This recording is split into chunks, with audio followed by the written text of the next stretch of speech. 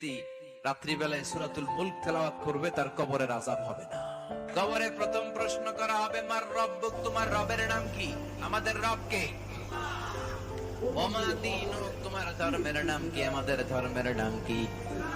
বিশ্বনবীর চেহারা দেখে বলা হবে, এই লোকটাকে তুমি চিনো কিনা? আমরা বলবো, চিনি, আমাদের প্রাণের নবী। তিনটা প্রশ্নের উত্তর করতে পারলে এডিশনাল আর একটা প্রশ্ন, ওমা ইলমুক। এই তিনটা প্রশ্নের উত্তর জানলা কেমনে? নকল করছো নাকি? আপনাকে বলতে হবে, আমি কোরআন থেকে শিখেছি, আমি হাদিস থেকে জেনেছি। চিল্লায় বলেন ঠিক কিনা? তখন ফেরেশতারা বলবে, আহলান ওয়া সাহলান, কংগ্রাচুলেশন, তুমি উত্তর করতে পেরেছো। আপনার কবরটারে 70 হাত লম্বা বানিয়ে দেয়া হবে। ইফতাহু লাহু বাবুন ইলাল জান্নাহ, জান্নাতের দিকে দরজা করে দেয়া হবে। ইউলবাসু মিন লিবাসিল জান্নাহ, জান্নাতের পোশাক পরিয়ে দেয়া হবে। আর বলা হবে, নাম কানাউমিল আরুস, বাসর রাতে কনেকে নিয়ে বর যেমনি শান্তির ঘুম, আরামের ঘুম দেয়, তুমিও ঘুম দাও।